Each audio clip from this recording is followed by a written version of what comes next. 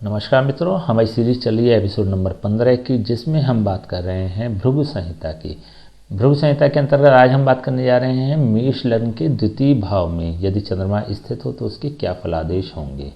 प्रथम भाव में 1 नंबर का मतलब होता है मेष लग्न। मेष लग्न में चंद्रमा चतुर्थ भाव का स्वामी होता है। चतुर्थ भाव का स्वामी होकर जब अपने भाव से एकादश भाव और कुंडली के द्वितीय भाव में स्थित हो जाता है तो यह एक शुभ फल प्रदान करने वाला बन जाता है। विशेष रूप से यदि देखें तो यहाँ पर चंद्रमा अपनी उच्च राशि में स्थित है। जब हमने चंद्रमा की बात करी थी तो आपको बताया था चंद्रमा वृष राशि के 3 अंश पर उच्च का होता है और चंद्रमा कर्क राशि के 3 अंश पर स्वग्रही भी होता है और चंद्रमा वृश्चिक राशि के 3 अंश पर नीच का होता है।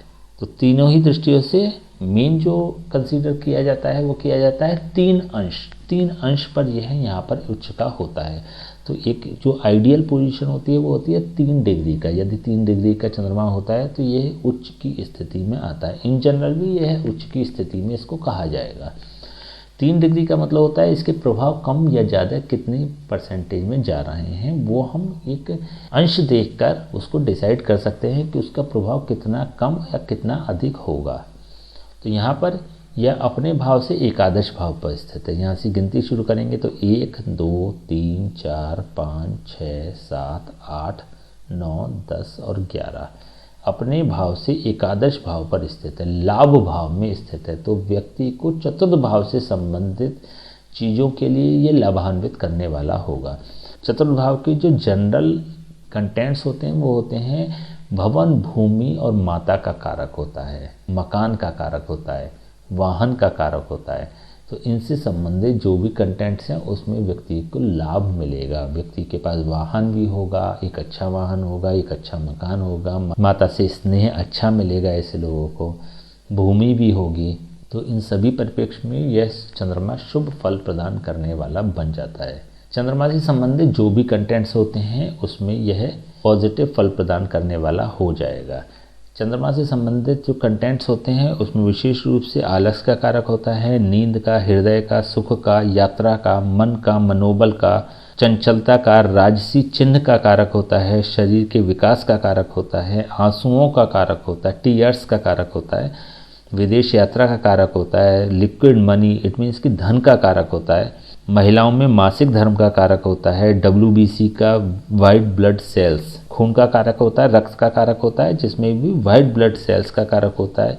खून का जो फ्लो होता है वह चंद्रमा से देखा जाता है और मुख की शोभा का भी यह कारक होता है। व्यक्ति कितना खूबसूरत दिखाई देगा यह भी चंद्रमा से ही देखा जाता है।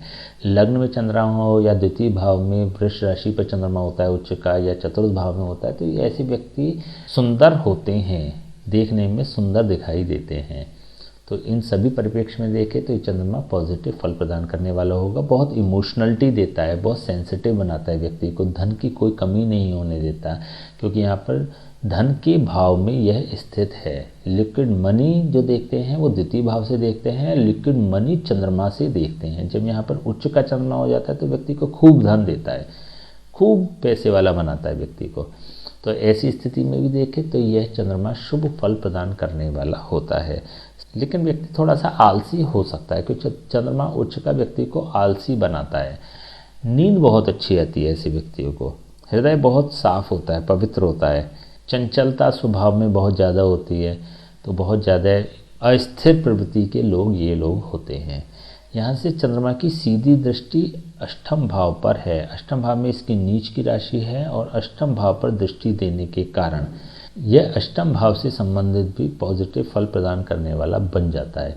हालांकि यहाँ पर उच्च के चंद्रमा की नीच दृष्टि अष्टम भाव पर है, लेकिन अष्टम भाव के यदि कंटेंट्स हम देखते हैं तो अष्टम भाव होता है अचानक प्राप्ति कराने वाला। अच्छा या बुरा जो भी रिजल्ट होता है अचानक प्राप्त होता है तो उसका ये कारक बन जाता है। गढ़े हुए धन का विशेष रूप से कारक होता है अष्टम भाव। गढ़े हुए धन का मतलब अचानक ऑल ऑफ सडन मिलने वाला जो धन होता है वह 8th हाउस से देखते हैं, रिसर्च का कारक होता है। तो इन सभी परिप्रेक्ष्य में यदि देखें तो यह शुभ फल प्रदान करने वाला होता है। व्यक्ति को अचानक प्राप्ति होती है प्रत्येक चीज़ की, धन की भी अचानक प्राप्ति होती है। लेकिन यहाँ पर यह व्यक्ति को रिसर्च नहीं करने देता। रिसर्च से संबंधित व्यक्ति के जीवन में व्यवधान उत्पन्न करता है, क्योंकि यहाँ पर चंद्रमा चंचलता का कारक है और अष्टम भाव स्थिरता का कारक होता है। जब चंद्रमा अष्टम भाव को देखता है तो इसकी स्थिरता को भंग करने का कार्य करता है। तो यहाँ पर व्यक्ति रिसर्च नहीं कर पाता, कंसंट्रेशन से संबंधित कार्य नहीं कर पाता। तो ऐसी स्थिति में यह अष्टम भाव से संबंधित नेगेटिव फल प्रदान करेगा केवल रिसर्च के मामले में। और जो कंटेंट्स हैं, अचानक धन प्राप्ति या अन्य जो भी हैं, उससे संबंधित यह पॉजिटिव फल प्रदान करने वाला होगा। अष्टम भाव के बारे में अन्य भी अगर आपको जानना है तो हमारी प्लेलिस्ट में जाके अष्टम भाव से संबंधित आप अन्य प्रभाव भी देख सकते हैं, अन्य कंटेंट्स भी देख सकते हैं। इस वीडियो के अंत में हम चंद्रमा से संबंधित, द्वितीय भाव से संबंधित और मेष लग्न से संबंधित आपको वीडियोस का लिंक जरूर प्रोवाइड कराएंगे, जिससे कि आप इनके कंटेंट्स को समझ सकते हैं, देख सकते हैं और अपने ज्ञान में वृद्धि कर सकते हैं। तो यहाँ पर जैसे हमने बताया कि चंद्रमा शीतलता प्रदान करने वाला होता है, तो अष्टम भाव को भी शीतलता प्रदान करने वाला होगा। चंद्रमा चतुर्थ भाव का कारक होता है यहाँ पर, क्योंकि यह राशि स्वामी भी होता है चतुर्थ भाव का और चतुर्थ भाव का कारक भी होता है।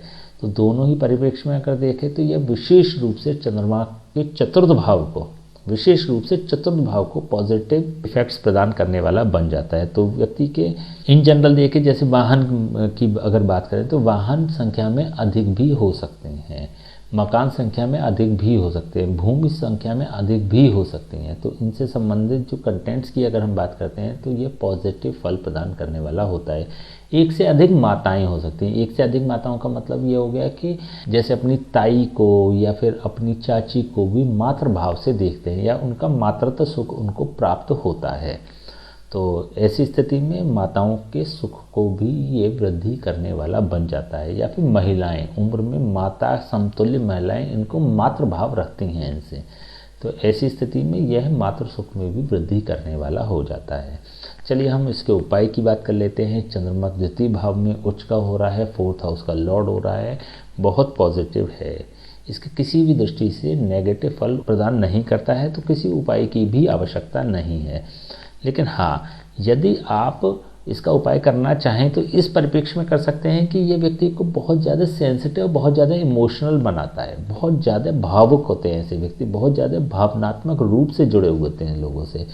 तो इसके नेगेटिव कंटेंट्स को ख़त्म करने के लिए और पॉजिटिव कंटेंट्स को और बढ़ाने के लिए किसी ब्राह्मण से चंद्रमा से संबंधित जाप और हवन करा सकते हैं, जिससे कि इसके पॉजिटिव प्रभाव बढ़ेंगे और नेगेटिव प्रभाव कम होंगे। तो इसके अलावा किसी अन्य उपाय की आवश्यकता नहीं है, क्योंकि यहाँ पर ये चंद्रमा से संबंधित रोग भी प्रदान नहीं करता, क्योंकि चतुर्थ भाव का स्वामी होकर ये द्वितीय भाव में स्थित है। तो चंद्रमा से संबंधित जो भी रोग होते हैं, जैसे सर्दी जुकाम की समस्या हो गई, टीबी की समस्या हो गई, टीबी का प्रदाता होता है, टीबी एक बीमारी होती है जो कि चंद्रमा रिप्रेजेंट करता है, जिसको जो लंग्स से रिलेटेड होती है बीमारी, खून से संबंधित प्रॉब्लम हो गई या पागलपन की समस्या भी चंद्रमा देता है। तो इस तरह की जो भी प्रॉब्लम है उसको कहीं भी वो व्यक्ति को इफेक्टिव नहीं करेंगी।